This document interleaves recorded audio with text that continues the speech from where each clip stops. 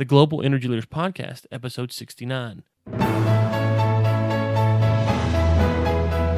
Welcome to the Global Energy Leaders Podcast, powered by R Squared Global.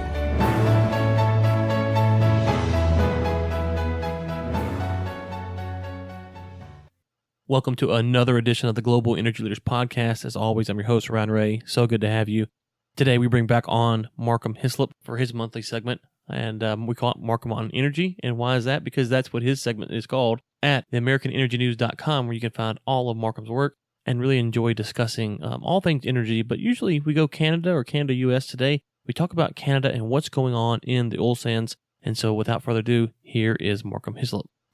Well, Markham, it's been a few weeks since we spoke. It's good to have you back on the program. How's it going?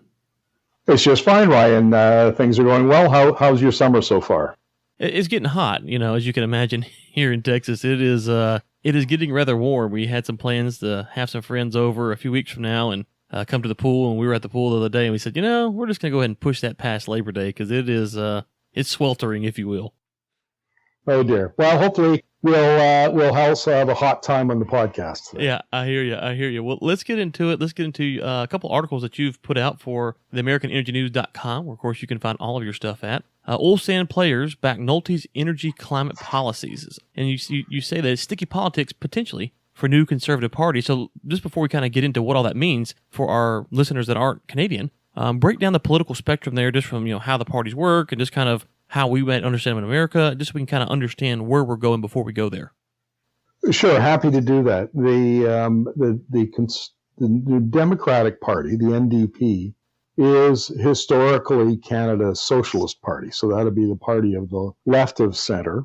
And it goes back on the prairies back to 1944.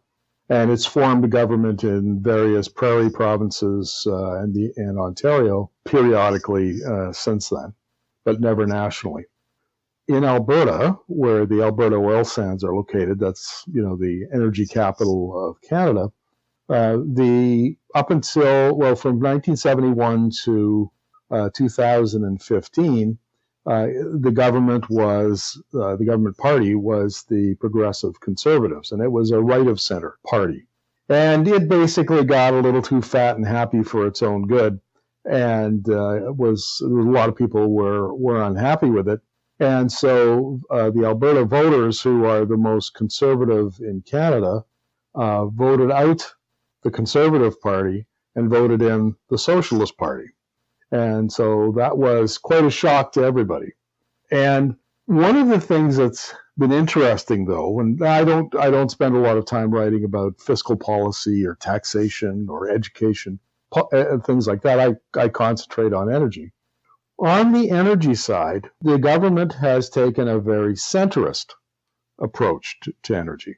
And so it's been supportive of pipelines for the industry, primarily out to the West Coast, which is going to be very contentious this fall. We'll have to do a podcast on that because many of your listeners will have followed the Dakota Access Standing Rock controversy earlier in this year.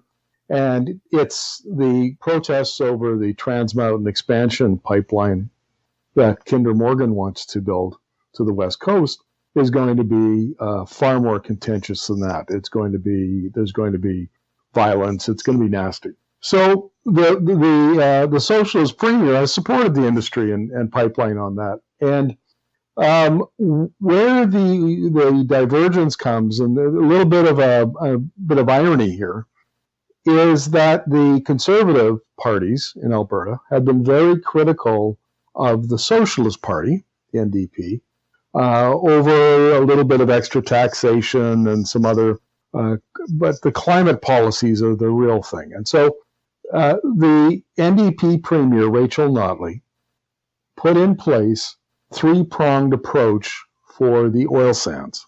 And the oil sands, for your listeners who aren't familiar with, refer to oil that is trapped in clay and sand. And it's almost like peanut butter. It's called bitumen. And it has to be either mined and refined that way into something that can be put in a pipeline, or it gets produced with a process called steam-assisted gravity drainage. So, and how that works is the oil company will drill two horizontal wells side by side. They're separated by only a few yards. And into the top one, they pump steam, and the steam loosens up and dilutes the bitumen, which then drips down and can be produced by the well below it. And so that's how they turn this peanut butter consistency bitumen into oil. And the problem is that it takes a lot of natural gas, a lot of extra energy to produce oil that way. And that means that the greenhouse gas emissions from the oil sands industry is very, very high. In fact, it's about 10% of all Canadian emissions. And with Canada signing on to the Paris Climate Accord and the commitment to reduce emissions quite significantly, that meant that the oil sands had to do something. And the big producers, just like the producers in the US, the big ones, have been calculating in a carbon price to their budget for a very long time. And so they were quite supportive of greenhouse gas emission reductions. And so they worked with the socialist government. If you can imagine big oil and the socialists working closely together. And they came up with a set of regulations that industry likes, government likes, and will get emissions down from a very high level down to the same level as the average U.S. Crude oil, which is quite a technical feat. And the problem, of course, is for the conservative parties, because they champion the oil industry's cause. Now, what do? The Socialist Party has policies that the industry likes, and it's pretty hard to criticize them. So the Conservative Party has to go tread lightly, and that was the subject of one of my columns. Was how are they going to navigate that sticky patch of politics when part of the oil industry, the biggest part by far, is supportive of the Socialist Party. Now, you mentioned the big oil is partnering up with the government there, and that is kind of a unique thing. So, how is that working? How are those talks going? Is it big oil kind of conceding, or is it big oil trying to maybe just put out a front and saying, "Hey, this is where we're at, and we're really going after this thing"? What is your take on big oil and how they are approaching the Socialist Party? Big oil is an enthusiastic participant in that policy. It's something that they helped design the policy, and they are squarely behind it.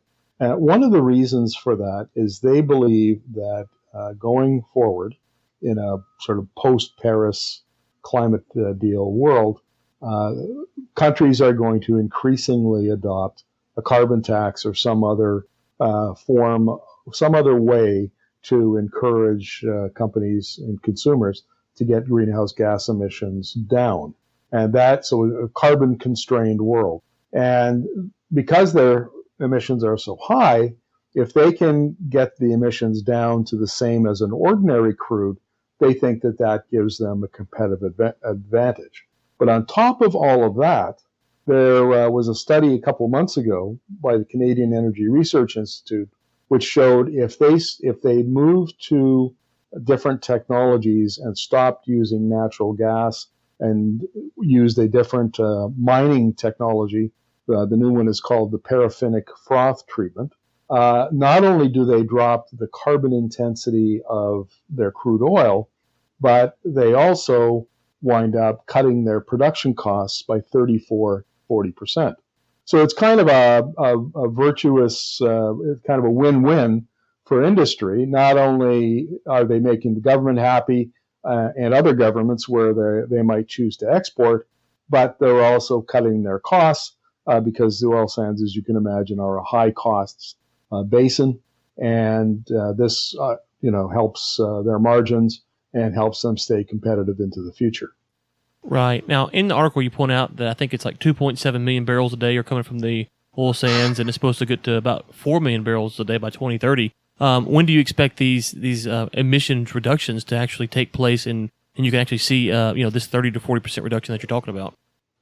I think it's expected fairly quickly. The companies have been developing and piloting a lot of this technology for quite a while. The Siri study that I referenced, for instance, says that there are 6 technology pathways, they call them, but what that basically means is different configurations of the new technologies.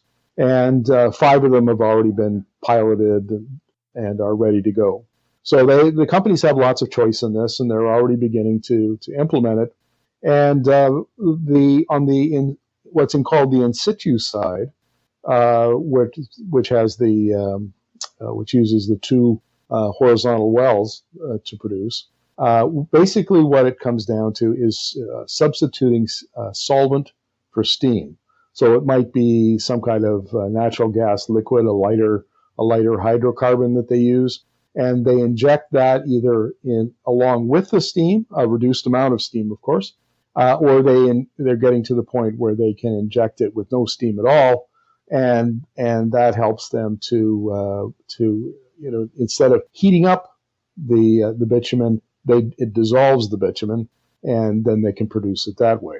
So, and on the mining side, there's a subsidiary of ExxonMobil called Imperial Oil that's been very innovative around new technologies in the oil sands.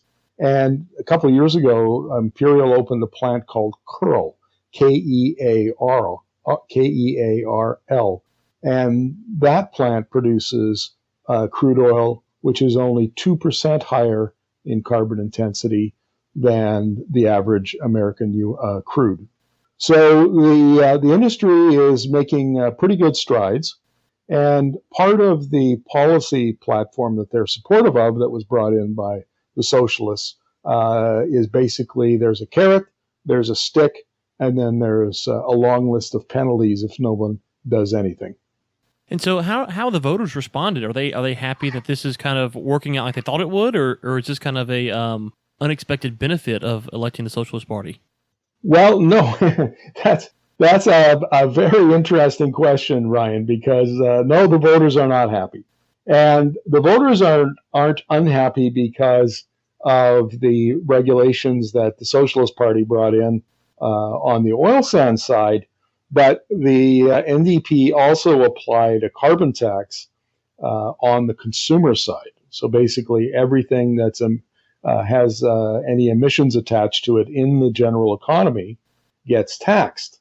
And the way they designed the tax, 60% of consumers, the lower income, lower middle income and below, will get rebates. But that hasn't stopped the voters from being unhappy. And so according to public opinion polling, about 75% of them, depending on which poll you're looking at, are really upset about the carbon tax. And the Socialist Party is in big political trouble heading into, as we progress towards 2019, which is when the next provincial election will be held.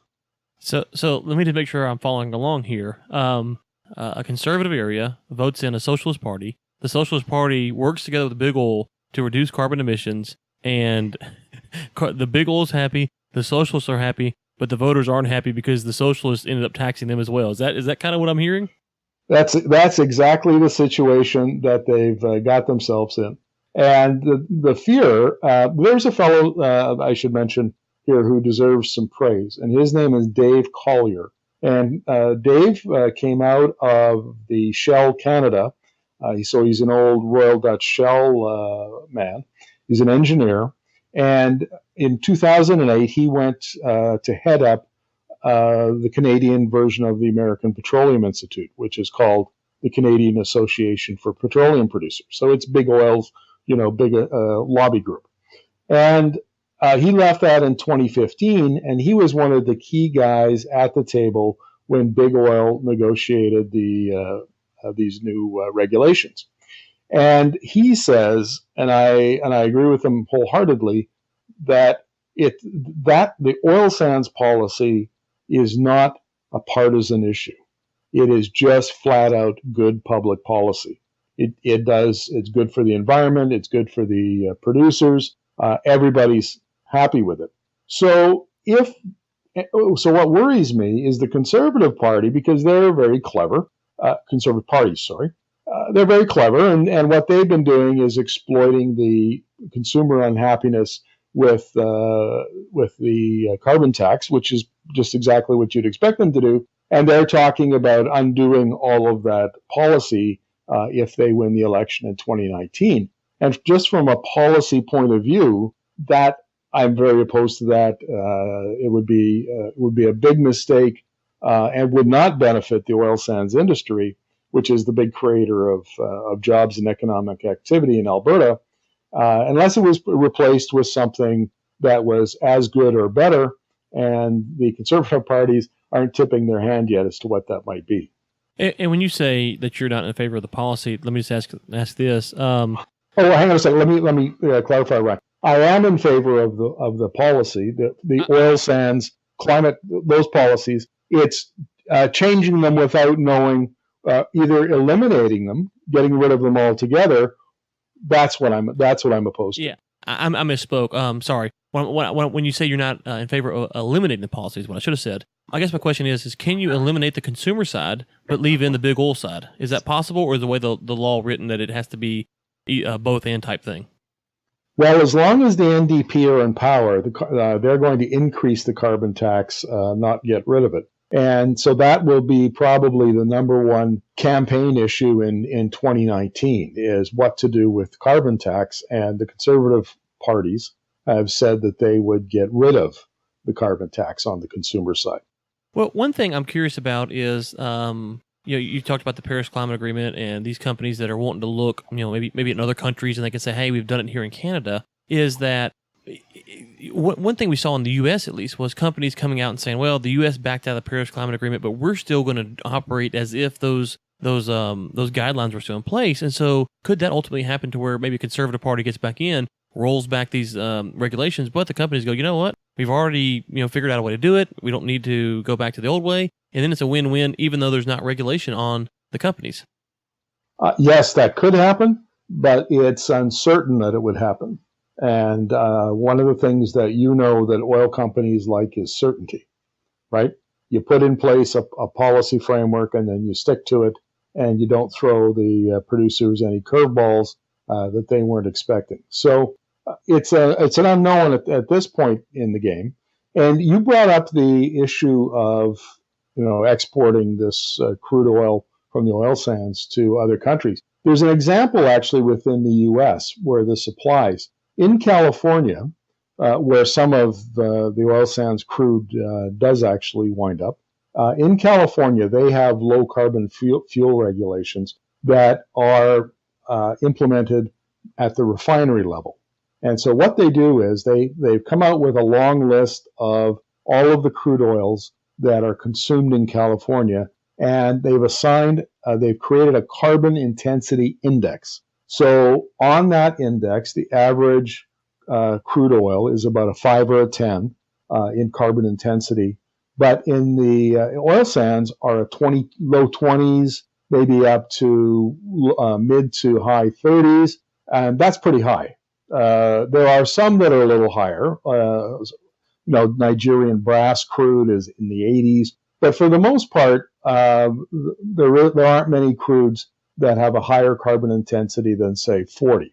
So what the refineries are required to do is the state sets a carbon intensity threshold, and the state will say, okay, I'm going to buy some light sweet crude from Texas. That has a carbon intensity of 5. But I want it. That's kind of more expensive oil. So I'm going to buy some heavy oil from Canada that has a carbon intensity of 32, and I'm going to blend them together so that I hit the state's threshold. And so what these regulations will do, if they're successful in bringing down the carbon intensity of the oil sands heavy crude, is now they're much more competitive in markets like California, because they would have the refinery can have the they can enjoy the benefit of a cheaper heavy crude, but now they don't have to worry about crossing that threshold and paying penalties to the state.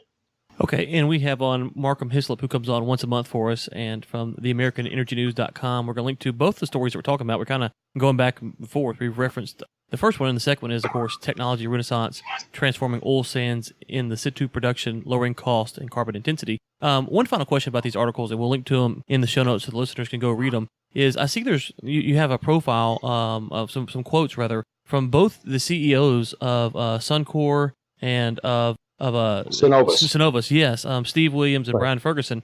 So let me ask you this, just from a historical standpoint for the listeners, are these CEOs that if you would have said 5 years ago they're going to be willing to do this, you would have been shocked? Or is this kind of these two CEOs and these companies always been kind of progressive at tackling carbon emissions? Or is it more just the current climate has made them have to adapt to this? I would say that both of those CEOs and both of those companies have been always been fairly progressive about emissions intensity and other aspects of their business. Now, I'll give you an example on the Suncor side. The CEO that founded that company, he became CEO in 1997, and of course his name conveniently escapes me. But Steve Williams' predecessor, we'll call him, they have a problem in northern Alberta where they operate with Indigenous peoples. So we call them First Nations, you folks call them Native Americans. And the First Nations were upset about these big oil sands operations on their reserves, on their traditional territories. They were worried about the environment. They were worried about they weren't getting any jobs for the young people. And so they were putting a lot of political on the companies. And so Steve Williams' predecessor over at Suncor went in and he built relationships with these communities and did a really good job of resolving that conflict so that the company sort of earned social license, if you will, to operate in that area, kind of formed partnerships with the communities and with First Nation-led businesses. And as a result now, probably about 19 or 20% of all of the capital expenditures from Suncor are to First Nation-owned businesses. And they just reached a threshold the other day of 10% of employment within the company is Indigenous peoples. So they've been progressive. Both companies have been very progressive in other areas, and that same sort of culture has permeated the approach to greenhouse gas emission reduction. Well, Markham, the AmericanEnergyNews.com is where people can find you under the Markham on Energy. It looks like you put out a blog almost daily, if I'm kind of looking through the past month here or so. And anywhere else or anything else that you'd like to plug or promote before we get you out of here today? No, that's good. I hope everybody has a lovely summer, and we'll look forward to chatting with you next month. Thanks again to Markham for coming on. Really enjoyed the discussion. Look forward to having him on again next month. Question of the day. Be sure to email me your answer. We will read it on air at ryan@globalenergymedia.com. Do you think that the free market can tackle the issue of carbon emissions by itself, or do we need government regulation and oversight? Would love to hear your thoughts, ryan@globalenergymedia.com, and we will read your responses on the air. The Global Energy Leaders Podcast is produced by Michael Sims and Chris Prine. Chris Prine also serves as editor for the Global Energy Leaders Podcast. Until next time, keep climbing. Thanks for listening to the Global Energy Leaders Podcast, powered by R Squared Global.